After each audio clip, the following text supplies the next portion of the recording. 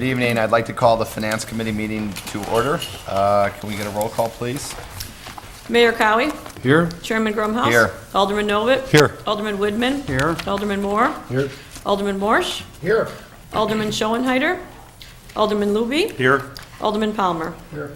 Mr. Chairman, we have a quorum. Thank you, Kathy. First item on the agenda is consideration of the minutes from the Finance Committee meeting held on December 6th, 2010. Any comments or changes? If not, I'll take a motion to approve. So moved. Second. All those in favor? Aye. Opposed? Motion carries. Next item is the CBD Advocacy Group. We have our illustrious former mayor here to present. Mike, I will turn it over to you, and welcome back.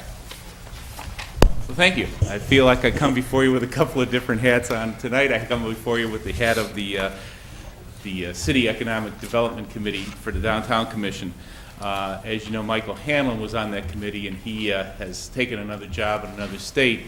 So I have the job of taking over for him, and I'm going to give the report tonight. The committee has been very busy. As you know, most of you were on the council when we set up the Economic Development Committee in 2007, and we've come from some great strides. I have to say our economic development person has brought a couple businesses into town. We have some good focus. We have some good market out there, and I think it's time to launch to the next level. And that's going to require a partnership between the businesses in town, the property owners in town, and the council. We've had a meeting with the property owners in town last week. We had virtually every major property owner that's in town to talk about where we want to go, what we want to do, and what issues they have and what they want to hear from us. We plan to have a meeting with the business owners to explain the same idea and program and market as to how we're going to go forward. And I'm here tonight to report on what we have come up with so far and get feedback from the council, which I think is especially important to say, are we going in the right direction or should we take a left turn? So tonight, the first thing I wanted to talk about is economic development. The recent city support, because I'm looking at your end of this, is that the staff support, you've had 110,000. Special events and related activities, we'd had 69,000. The Western Avenue rebuild was $6.1 million, and then Settlers Green, Waukegan Road improvements were $736,000. So we have put the infrastructure in, and the city has been a big contributor to doing this, to making downtown a more friendly place, a more working place to do business in town. Some initiatives that are being considered by the CBD Advocacy Group are to change customer parking time limits, and we'll talk about that. But the number one feedback we get from a number of the restaurants is, you know what, people just can't come in here, have a drink, have lunch, be done with it in an hour and a half and be out. And if anybody's going to meander into Williams-Sonoma or any of the stores in town, if they meander in, they're at their 90-minute limit, and gee, can't we get that to 2 hours so they can eat lunch, do some meandering, and go through town. So that was one of the things we heard loud and clear from the owners, and we've also heard it from the businesses in town. Employee parking discount. This is a very tricky slope we're going on. The number of employee hang tags we sell in a year, I believe last year we sold 1,100 hang tags. Well, out of the 1,100, one company bought 233 of them. Okay, so this year, when we come up for renewal again, we're not going to be selling 1,100 hang tags because the company that bought the 233 is leaving town in June and will not be here. So our numbers are going to go down. And the real question is, how do we get people to buy these employee hang tags? How do we get them to park in employee parking spaces? And so we have wrestled with anything from zero, charging them nothing to get them to move out, to charging a reasonable number. And what the feedback we've heard from some of the business owners and some of the building owners is, if we made it easier for us to get these hang tags, we might be willing to push to sell it. And by easier, we have a system now where they can put their code in, they can put their PIN in, but the employer has to buy it for the employee. A lot of the employers aren't interested in doing that. What they want to do is have a code where you can go in under their name and tell the employee, okay, go in under this code and buy your hang tag.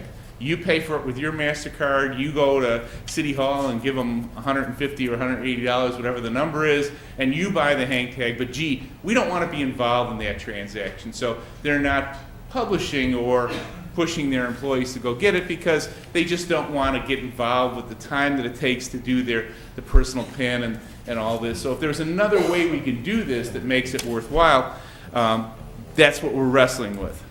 Third, we've come up with a marketing campaign for 2012, which includes a number of events in Town Square, mother-daughter weekends. There's a lot of people who come in from out of town, and our study, what we've been doing in the task force, shows that there's a lot of people who come here as a destination to shop from out of town. Quaint, cute town, they can walk around, and we want to try to promote that. And then finally, directional signage to try to talk about where to go. So the first initiative is going from 90 minutes to 2 hours. That has been brought up by a number of different groups, so that's one we're trying to decide whether we wish to bring forward, and also looking at a few 15-minute parking spots. If you're going into Walgreens to pick a prescription up, you're going into a couple other places that I could use as an example, you're going to get flowers from John, and you're just going to walk in and walk out, we need a couple of spaces strategically located throughout town to have 15-minute parking spaces. We want to educate the business employees on the permit process and then enforce parking violations with employees that repeatedly move the cars over 2 hours. Those are some of the first initiatives that we've talked about. The second initiative is an employee parking fee option. And this is reducing the employee parking permit from 180 to 150 and then doing some streamlining to try to incent them to go buy these parking passes. Now, I do have to tell you, we've had a number of people who said this is a really great idea. And then the discouraging part of this is we've had a couple of people who said, well, they can park for free, and if they walk 40 more feet to park for free, and they're not willing to do that. They're still willing to jockey their cars over 40, 50 feet. So I don't know that anybody has the right answer here, but certainly our mission is to try to get more people engaged in buying the pass. And if we're going to sell more passes, even at a reduced fee, I think we'll sell more passes by reducing the fee and getting the employers behind us to do this. The third one is direct portion permit revenues. Use part of the parking permit revenues to help fund this marketing campaign of bringing more people into downtown. And so that we're looking for the commitment from all three components here. We're not just looking for a commitment from council, we're looking for a commitment from the property owners and the businesses themselves to go forward and put together a pot of money and come up with a marketing plan that works. And then finally, directional signage. I know there's been a pilot that was around here for a while. It's gone through the HPC Commission. But the number one thing we hear from retailers is people don't know where places are. And so if we could have directional signage at the two entrances to Market Square and the two back entrances to Market Square, Starbucks this way, Walgreens that way, to tell people where they are if they're getting off the train or if they're parking in one of our parking lots, the merchants and also the building owners felt it would help people out to let them know where things are within town. And I have a couple of ideas about the directional signage, but I'm not sure how the council feels about that, about the sign itself, because these could be sponsored by groups, organizations. I'm not going to say who I think should sponsor them, but they could be sponsored and paid for by them. But the whole question of signage and how everyone feels about that is really on the table here. So those are the things that the task force has done to this point, and I am looking to you for comments, suggestions, directions, thoughts as to how to do this. We have a complete program for next year, which I did not bring tonight because it's kind of contingent upon where we're going here.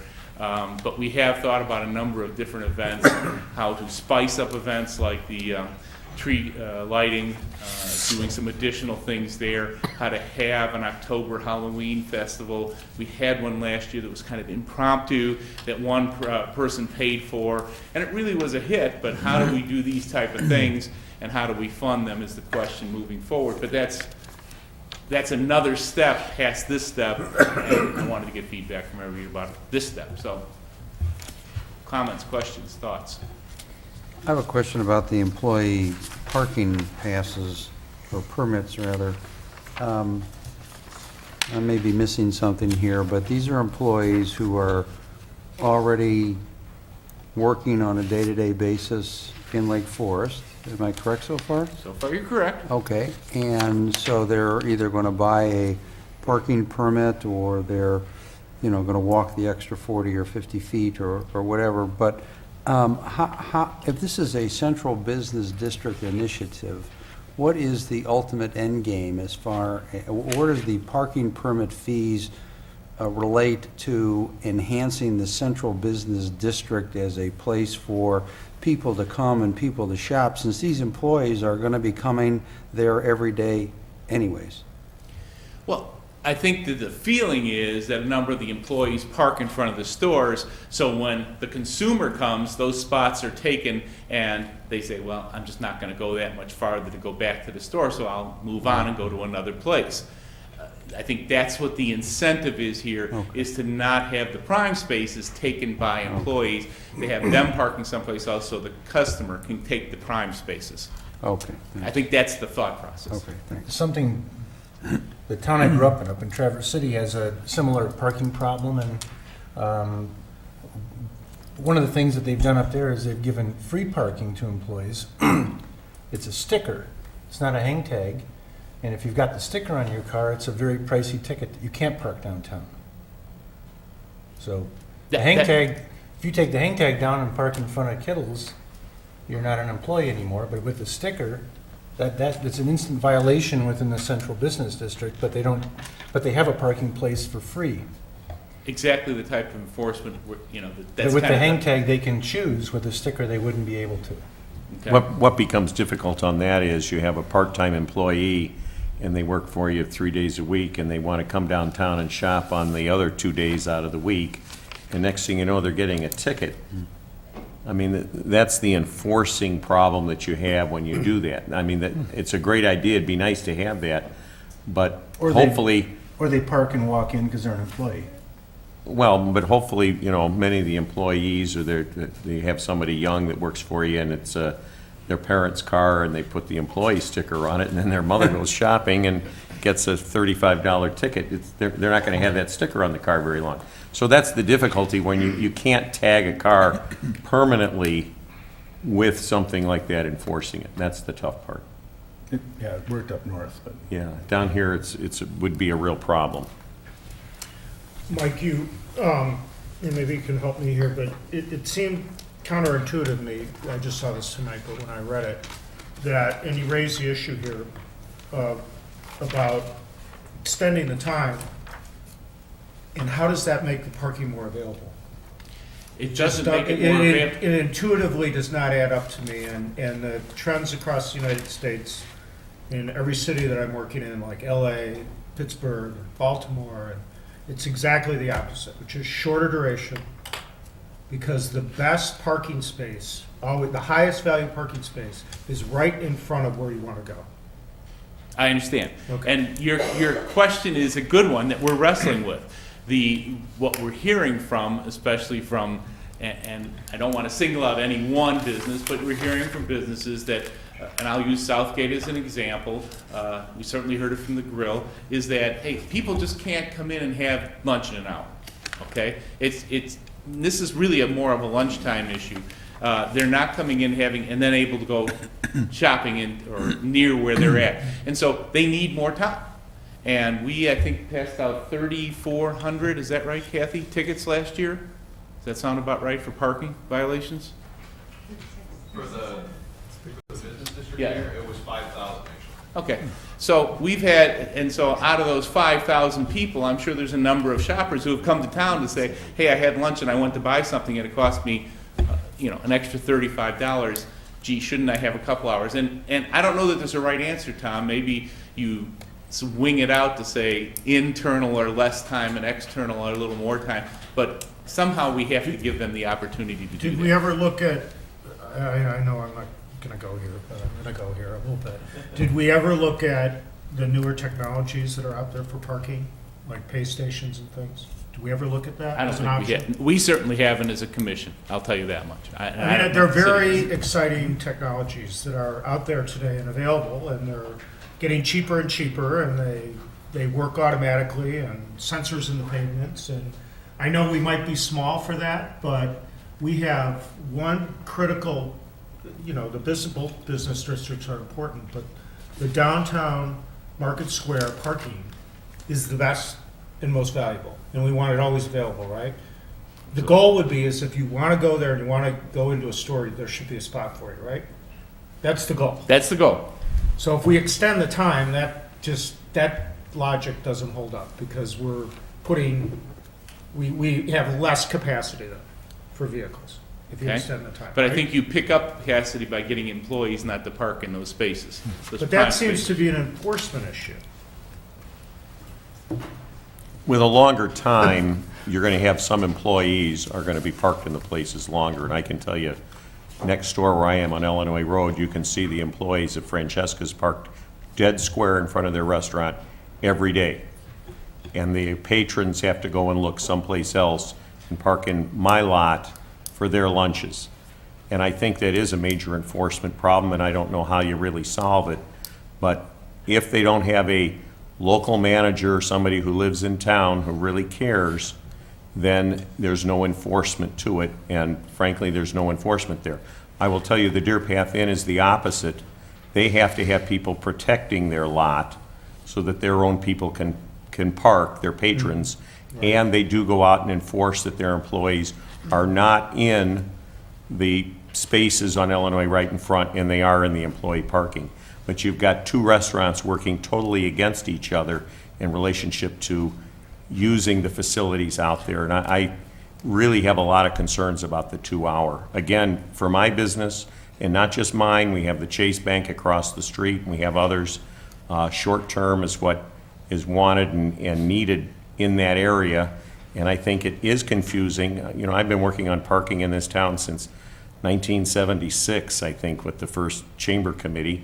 We continue to hear the problem, though, that if you have 15 minutes here and 90 minutes there and 2 hours someplace else, that it's very confusing to the people where they park and what exactly is it in that time zone. So that's the other concern. I'm not against giving more time to the restaurants to have people eat. I think that that's good. Personally, I think if a restaurant can have it at 90 minutes and get it turned over twice rather than once at lunch, they have a big advantage to getting 2 seatings. But I do think we have to look out for a lot of the smaller businesses around where people can get in and out, and I think the enforcement on the employee one is probably the most important. And when you're trying to measure the cost of the guy writing the tickets versus the income from the tickets, how does it pay? I'm not sure if we have that solution yet either. I don't work with those budgets, so I don't know.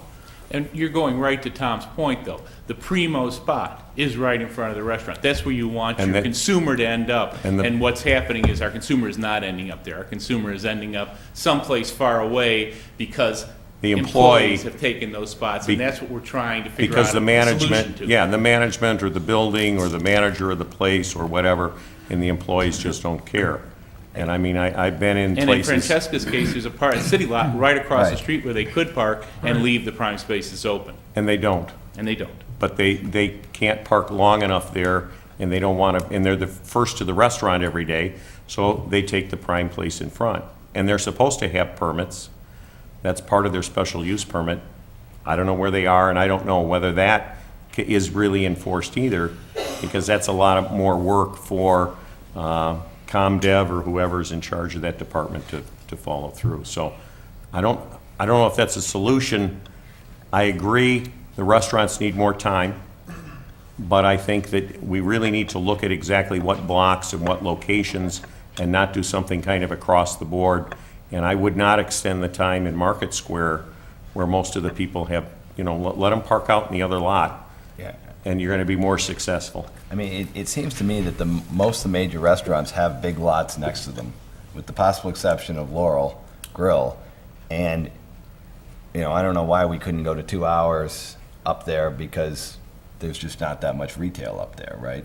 So if you took those spots and went to Yeah, 2 there really hours. isn't any retail. You know, I mean, Southgate, I guess they, Little bit. you know, like Market Square, 2 hours, but they have a huge lot across the street from one of their entrances. Yeah. You know, same thing with Francesca's and obviously Deer Path has their own lot, and they have valet parking a lot of the time. So, you know, I do share the concern that taking Market Square to 2 hours is just gonna make people more frustrated about, you know, parking there.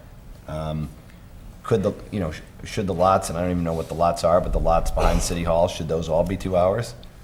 You know, I think that's fine. I don't, Most of them are two, actually, we reduced a portion of them down to 90 minutes, so we had some turnover, but I think most of them are 2 and 3 hour right now. so, Right. I mean, you know, it's just not that far of a walk to, you know, I'm sure what most of us do is we drive through Market Square, if we don't get a parking space, we go to the lot and walk back. It's not, you know, it's 50 yards out of the way. I'm just not sure going to 2 hours everywhere is going to solve the problem. And, you know, in terms of the employee parking, the frustrating part of this for me is to hear that the employers don't want anything to do with this. I mean, I could see a program where we would take the price down, you know, heck, I'd go from 150 to 120, but all the employees, So- all the employers have to buy hang tags. And maybe that's where we go, David. I'm not And, objecting you know, to that. and what we, and, you know, that solves the problem. And, you know, if you have a part-time employee, I think it is hard to ask them to come in and pay $150. At the same time, if you have a part-time employee, you really don't want them walking out of the store every 2 hours to go move the car around.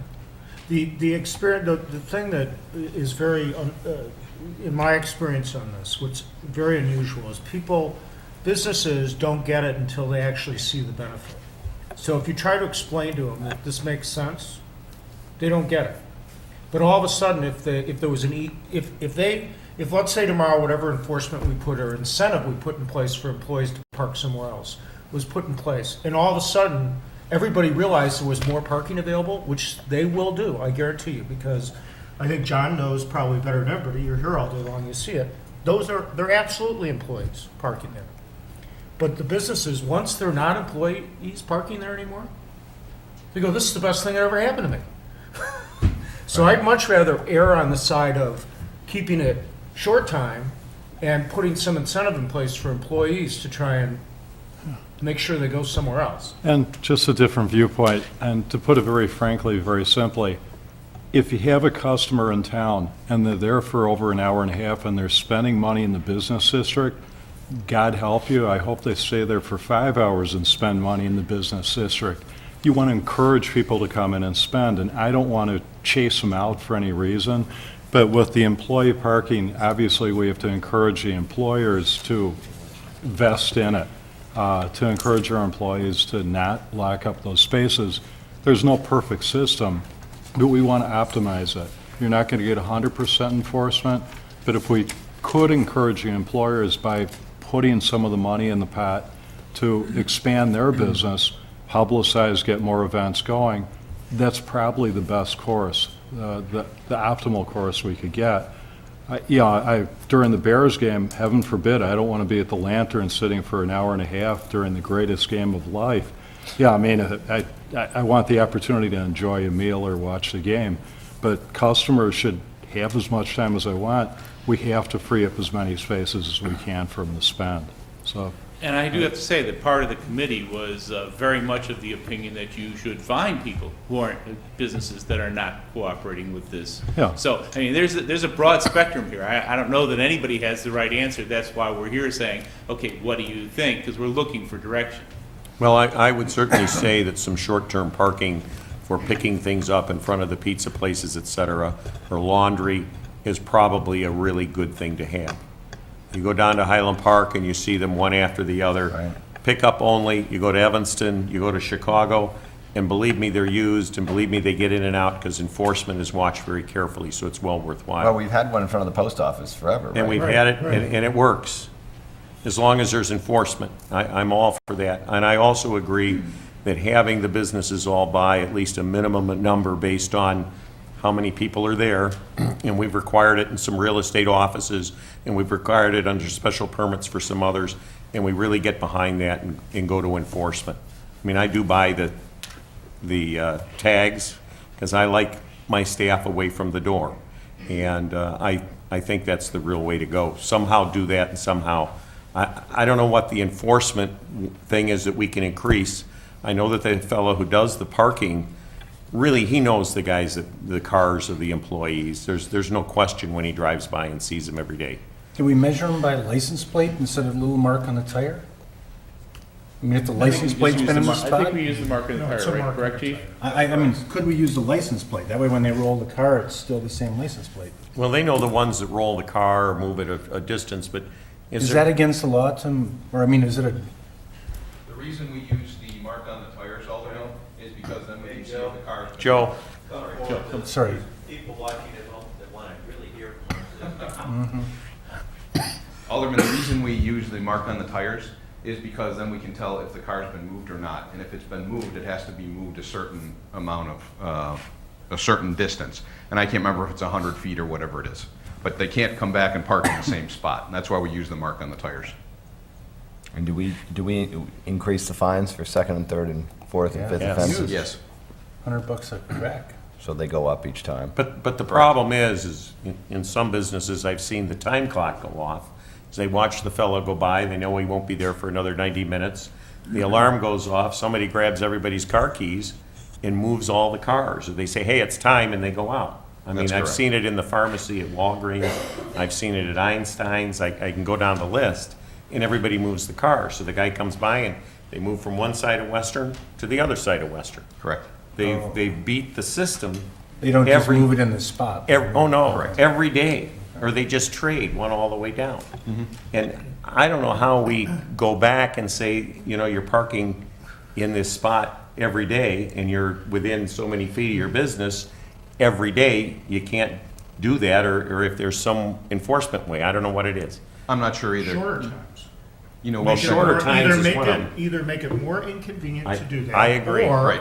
make them pay for it, and I pay for agree. parking, period. I agree with that. Paying works great, but that would not Then be everybody- something I'm gonna sit up here and advocate for. Well, then the problem is, you know, everybody pays, you know. How many I'm not gonna tickets take go that one on. unpaid? Not very many, not as many as used to. We got a boot. Mayor, because now we use a collection service also. Is there any way that we can track those cars that are there every day? Your guy knows it, who He drives knows it. who the license plates are, correct. But we still have to follow what the ordinance says about moving the vehicle a certain distance and Right. things like that. So we might have to think about maybe changing the ordinance. I'm not sure to what, though. Putting a letter on his window, we've noticed you out here every day and you're an employee. Sure. You know, I Or don't maybe know if that's it. notifying the business owner, I'm not sure. Notifying the owner. Right. Can we But find in the businesses? case of a restaurant, any business where they have a non-Lake Forester and it's a franchise business, frankly, the guy doesn't care what his employees do. He Right. goes, that's their cost. Well, can we find the business? We'd have to change an ordinance. I know, but we can But do that. I mean, I don't know, that's a question I'll ask Nick, because that might be a little, or make them buy a permit.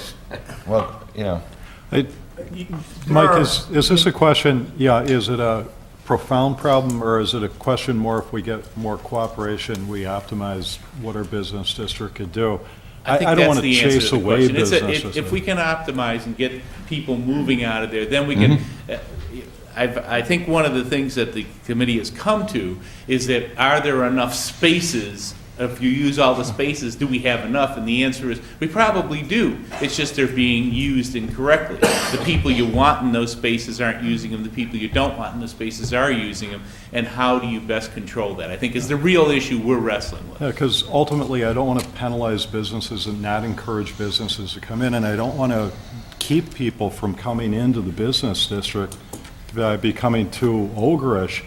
But if we get the cooperation and the community going, it's a better environment for all. And certainly the thought of reducing the parking tag was to say, will you cooperate with us? We'll reduce your cost if you are going to cooperate with us and make sure your employees purchase this. And if you're not going to cooperate with us, then I think draconian measures start coming into play. But, you know, this was the first attempt at saying, we'll really give you a break, but you got to cooperate with us. And if we're not getting response, then I think we move to whatever level is next after that. I think that's where we were going with this. And I'm behind that, Mike. Okay. Bob, one of the things you might consider, and we use these, you know, we hire consultants to do this work all the time, and not to say that we don't all have collectively good ideas, but the parking business in general has evolved quite a bit, and there's a lot of best practices out there, and it might be worth considering hiring somebody. I know, what was it, 6 or 7 years ago? I was back when I was on the Plan Commission that we looked at parking. And frankly, the study at that point was, the consultant was not very good. But there are some good consultants out there that could do this very inexpensively and probably help you think through some options. It might be worth considering. And Tom, not just on parking, but one of the things the CBD committee is doing is we're going to go to 8 communities over the next 6 months and get a best practices for what they're doing, just to find out if somebody's doing something better. Because there's, you know, we can't reinvent the wheel, we're not going to make something new, but other communities have dealt with this problem, other communities have dealt with the whole downtown issue, and what can we do out of what they do better? And so that's one of our missions, is to go forward and try to find out from these 8 communities who are similar to us. We're not going to go to Oak Brook or to Skokie and say, hey, what are you doing? We're looking more of communities like ours and say, gee, what are you doing? What's your best practices, and how can we use those in Lake Forest? So that's something that's on our schedule to do for the first quarter here of the year. You know, I think we should try to make it as easy for consumers as possible to use the downtown, including people who don't reside in Lake Forest to come into our downtown. But what I do find stunning is sort of the assumption that a consumer may not come downtown and may not be willing to purchase some fine goods at one of our fine stores because they may have to walk an extra 50 or 60 or 80 or 100 feet. There's some... Find a parking place. Well, but there are, Mike said there are adequate parking spaces. I mean, I'm not down here every day They're not in the of the right week. spot for that consumer, but there are spaces. Yeah, so to me, there's something funky about the lack of maybe some willingness to just even walk a little bit more to find a space. I do think, like I said, I do think we should try to make it as easy as possible. But if we are really offering really good stuff at good prices, that should be enough, I think, to get a consumer to come in and park, even if he or she had to walk a few extra feet. Well, I'll go one more confusing step in that some of the businesses we talk to have employees that won't park 75 feet farther to park all day for free, but they'll go in the 2-hour spaces 50 feet closer and jiggle them. So, you know, I don't know the answer to this question, because you're saying, hey, gee, won't the consumer walk 75 feet? My question is, won't your employee walk 75 feet to get free parking, and he won't do it? So that's the report of the task force so far, and I think we've gotten some direction from you about the parking issue, certainly. Is there any comments about the other 3 issues that we brought up? When are you looking at the landowners in participation? Anything in particular that they're looking that they would like to see done? The landowners there's many things they want to see done, John, but these are long-term issues. They would like to see businesses back in town and being able to rent to businesses, but that gets to your FAR question. And I'm not sure we're ready to even start looking at that, because as they pointed out, and rightfully so, if you have a business in town like Coyote Logistics, well, they're buying lunch, they're buying dinner, they're buying stuff. So, hey, our business district is automatically more energetic because we have these businesses. So how do you get them there? I don't think we're ready to deal with that particular issue right now. The 2-hour parking was one of the issues that the building owners felt was important, and they all felt signage was important. So I'm not sure how everybody feels about the signage, but this is something that they felt was important to help direct people as to where to go.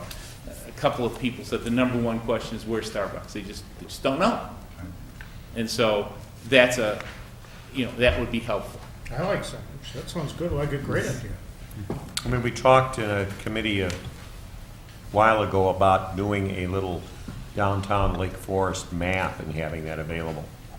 And I know that we talked about that with the chamber, and either have a rack close to the train station or have a sign there that says go over to the bookstore because they're open all the time, and have it in there so that they could pass it out to people coming in, or maybe not that store but another one, and have something that people could take with them instead of, you know, and then they could walk all around the town with some businesses and just have it something small, and they could fold, and you could have Starbucks as well as the different restaurants and places to go.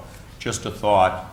I think once they got away from the square, they might get lost, you know, or remembering where the deer path is or something, but just with a little map and make it convenient for people when they get off the train or come off of the parking lot over there to find something to move around. Most towns with a lot of visitors do have something like that.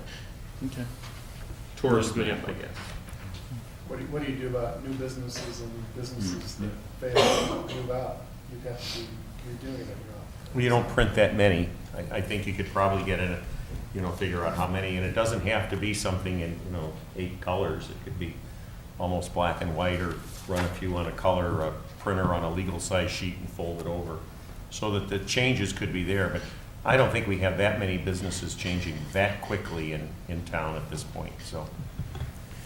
And I will say the property owners have responded. They do want to look forward to this, and our summer series this summer, we have been told that we are going to get additional funds to do more of the summer series from this initial meeting. So there are things that are happening within that group, and they are willing to move forward. They are willing to contribute.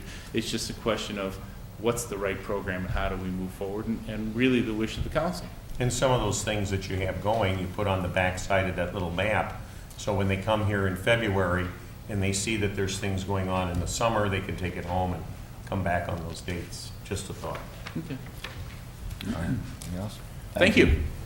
Appreciate it. Thank you, Michael. Next item on the agenda is the Municipal Partnering Initiative. Michael Thomas.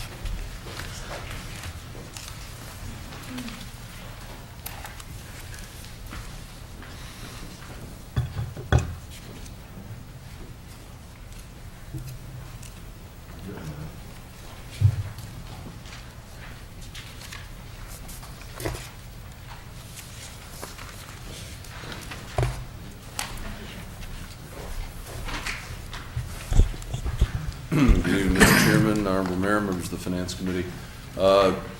This is an initiative that was brought to us this past fall by the Village of Glenview, and I've included a copy of the PowerPoint presentation for you. It's as I take you through the first part of it, showing you the number of municipalities that are looking to come together for services and purchases that we do all in a fiscal year. The background for it, obviously, the opportunities in the current economy. The communities in the area tend to be well-managed and good fiscal condition. The municipalities have the economy of scale. When we put together all of our things that we purchase and services that we do, the quantities become very large. And the idea is, can we come together on some of these things, go out to bid, and realize some savings? Obviously recognizing that the private sector is hungry for work, the engineering, the construction side of the industry especially. If we can leverage our geographic proximity close to one another, and then obviously the current economic and political environment is right for this. And I think we've all seen, when we speak to our comrades in different municipalities, we recognize that all the city councils and village board of trustees are looking at things like this, are looking for staff to come up with these initiatives. Basically, what was passed out to us 2 months ago was a chart, a matrix, asking each community their interest in partnering in one of the following 6 categories for years ahead possibly, or not presently, trying to gauge the interest. So if we take a look at the screen here, for example, concrete, sidewalks, curb work, how much does each town typically do, the value, how many squares, et cetera, and we're going to put it all together. There was probably about a 15-page spreadsheet that each town has gone through and put together the various ideas. We have then narrowed it down to 4 committees: Public Works Committee, a Utilities Committee, a Construction Committee, and a Facility and Grounds. You can see under each of those committees the various tasks or services that we all do. We all, will paint hydrants. Good number of the towns will do leak detection. We all have an overlay program. So if there's a way that we can come together, bid these out, and realize some savings, that's the purpose. The committee structure, obviously gauging the community interest. They then have selected representatives from each community and have asked for the communities to possibly chair or vice chair these committees. With that, the responsibilities, obviously, for the chair and vice chair: schedule the meetings, lead the meetings, summarize the requirements of the participating communities, and record the minutes. The staff here has taken the lead role in a lot of these things. I'm chairing the Utilities Committee. Dan Martin, our Building Maintenance Supervisor, is co-chairing the Facilities and Grounds Committee. Ramesh is on the Construction Committee, and then I'm participating in the Public Works Committee as well. Obviously, our role then is to attend all the committee meetings, serve as an advocate for our particular municipality, define the scope of work, and then participate in the bid proposal process. This gives you a summary for the largest committee, the Construction Committee that Ramesh is on. It gives you a summary of what we're actually looking at. And this is the work plan as it was summarized last Friday. We send out weekly updates to one another. But you can see, for example, we look at the resurfacing total, $3 million. You take a look for Lake County, Cook County communities, $3 million. But if we can try and put some of this together, the lining, et cetera, we are hoping to realize some savings. So with that, I know that was a quick presentation, a quick overview, but hopefully you understand what we're going for.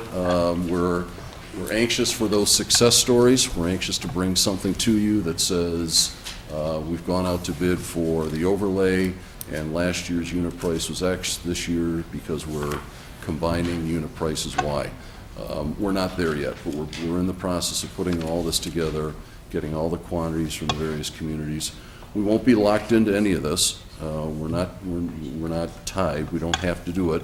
If we can get a better number, then we're free to go out on our own and bid it our own or sign up our own contractor. So it's simply an initiative to try and gain the economy of scales and work with that. So Mike, how does this mesh with our process of getting competitive bids? It's because it seems that these economies of scale drive a single source or lead to a single source for something, and that seems to be somewhat antithetical to our bid process.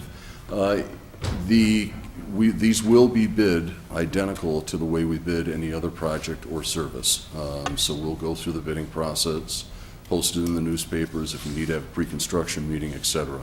But you're right, that is one challenge that we recognize, for example, we refer to it as emergency contractor services. When we've got certain digs that we need to make that are greater than 12 feet, we can't do it with our equipment. We're gonna bid this out. If we end up with one contractor, you're absolutely right. That contractor may not be available. If nothing less, it'll give us the opportunity to say, we've bid it out, here's the price, and we can go back to our local contractor and say, man and a piece of equipment's $50 an hour. With this bid, what will you charge? And hopefully have some room to work with local contractors. But that is a concern. The competition is good that they're out there, and we want that to stay out there.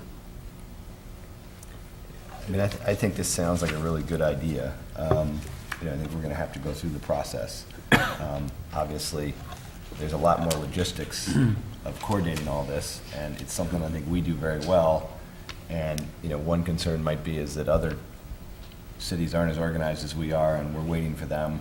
And then the other concern is you bid it, and, 4 of the bidders drop out, and then all of a sudden the price isn't good anymore, and you've sort of wasted all the time. And that, how you get everyone to sort of commit to it or say, here's the bid, you got 72 hours and we need to know.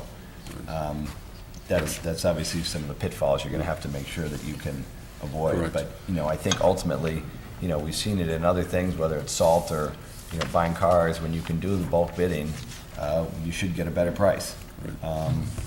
You know, if these communities are all bidding and there's a local supplier here, they miss out on this, they're missing out on a lot of business. So, Sure. you know, Absolutely. people should be willing to sharpen their pencils Absolutely. to do it. As long as we can come back to our original people, right? 'Cause Correct, and we will always have that option to do I that. saw tree exactly. removal on here. There's probably only 2 companies in the country that could handle this group's tree removal. There's probably 30 in a 10-mile radius that could handle Lake Forest. Sure, And absolutely. that to But we'll go, for example, with leak detection. We know of 3 companies that we've worked with in the Chicagoland area, and we get a price per foot on, you know, number of, or price per mile and the number of mains, depending upon what you want. And we'll compare that price with the prices we have.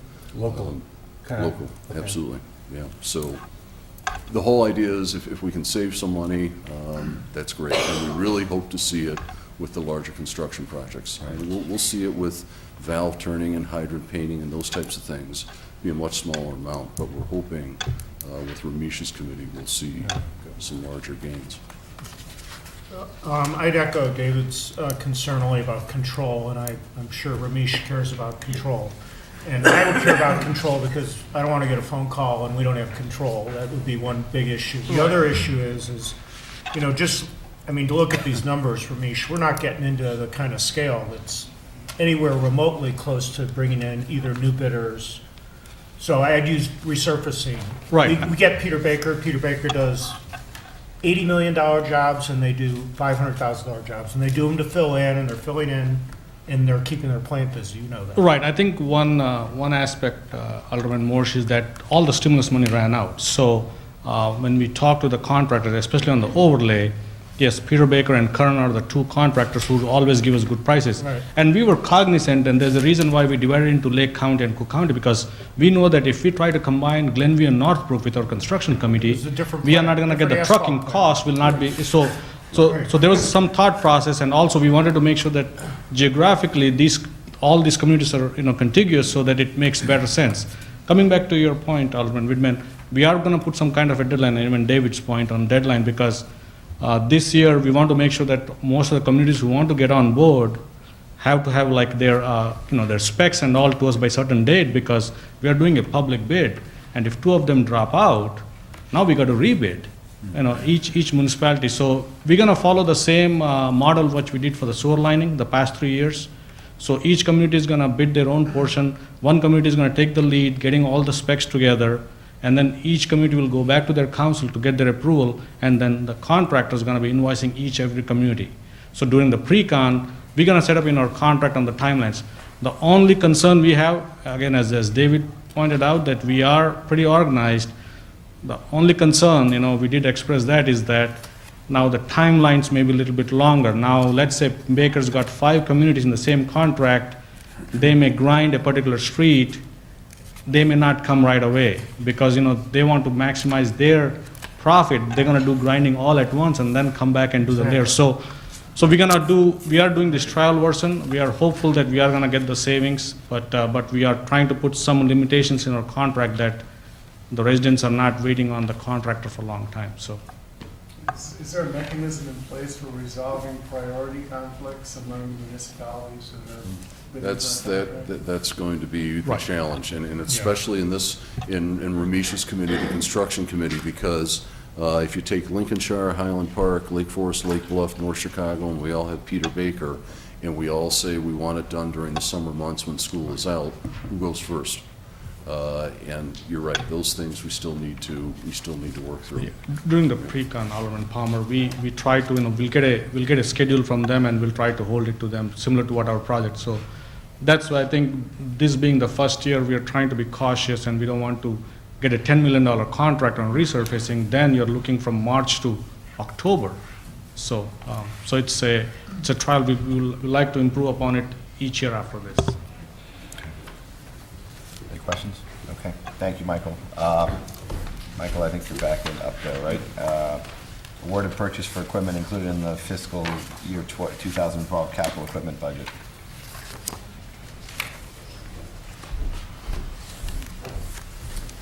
With regards to the 2012 capital equipment, we reviewed all the items at your December 6th Finance Committee meeting. We again reviewed it this evening at the Public Works Committee meeting.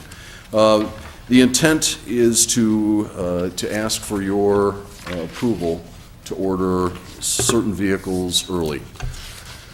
We have 3 large trucks for FY 2012. International Navistar has a contract with the state that expires February 14th. What we ran into last year were 2 problems. Number 1, the contract expired February 14th of 2010. They use the same day every year. They, however, did not renegotiate a contract with the state, have a contract signed until late June, early July. We then brought it to City Council. Once the contract was agreed upon, we received your approval right away. We still haven't put those trucks into service. In fact, I don't think we're going to be putting them into service till March or April. International had some problems at their plant in Texas. The orders got delayed. So our concern and the reason we'd like to bring this to you now is twofold. Obviously, with the contract expiring February 14th, there's no guarantee that the state will sign up again with Navistar. They might say, we don't have any money, we don't have any money to buy any trucks. And if that's the case, there's nothing that says they have to have a state bid for large vehicles. And obviously, number 2, these trucks are important to us during the winter months. And for the 3 large trucks, we've spent a good amount of money maintaining them, and we need to move them on, so to say. So we have the 3 trucks, truck 180, 486, 488, and then the 4 police cars. And one point I want to highlight on this. The police cars have the same exact specification that we always use. The 4 that we purchased in this current fiscal year were ordered and took approximately 4 months to build. We received them in Veterans Day, put them to service early December. The only reason we were bringing this forward to you this evening was simply to get a better price. We'd probably save about $800 per car. GM takes orders through mid-March. They build them out through July, and they switch over to the following year. If you look at the mileage on the 4 cars, 2 of them would be put into service shortly after we receive them. If we receive these new cars early summer, 2 of them would probably sit about 3 or 4 weeks. They'd go into service. The other 2 would sit until next February, approximately, assuming the cars put on about 3,000 miles a month. So it's the same exact spec. We can order just 2, and we can come back and rebid it in November. Our feeling was with just a minimal number of 2, if cars get into accidents, from our standpoint, it's always good to have a spare, and we're going to be ordering them anyway. They're going to hit that 100,000 mile mark. So that is why we're bringing the police cars to you this evening as well. Not as pressing as the large trucks, but that being said, I'll let you ask any questions. We discussed this at Public Works and felt this is the way to go, and get the vehicles all at once and just have it done in order.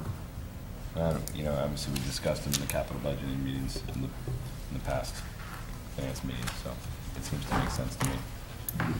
Can I get a motion to approve those orders? So moved. Second? All those in favor? Aye. Opposed?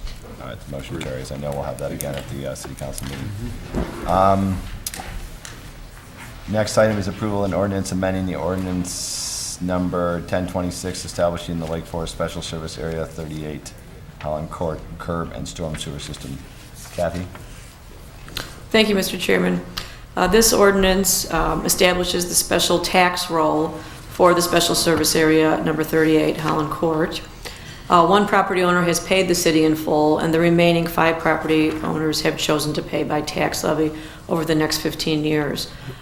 Therefore, we must amend Ordinance 1026 to establish the special tax roll, and then we will file the ordinance with the county.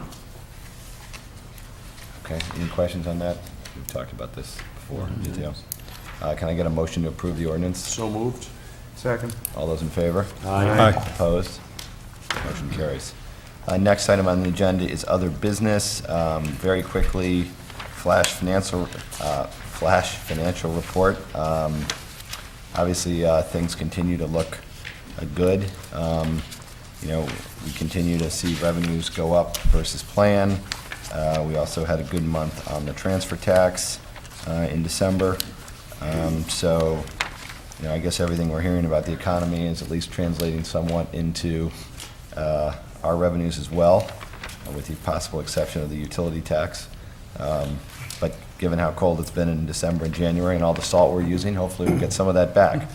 But if anyone has any questions on this, sure, I or Kathy would be happy to answer them. If not, it's good to see that we're, well above budget in both the general fund as well as the water fund. Next item is other opportunity for the public to address finance committee items. Anyone? Hearing none. Any other items people want to discuss? I'll take a motion to adjourn then. So moved. Second. All those in favor? Aye. Opposed? Motion carries. We're adjourned. Council meeting in 5 minutes, I guess. Yeah, the real estate thing, I was surprised.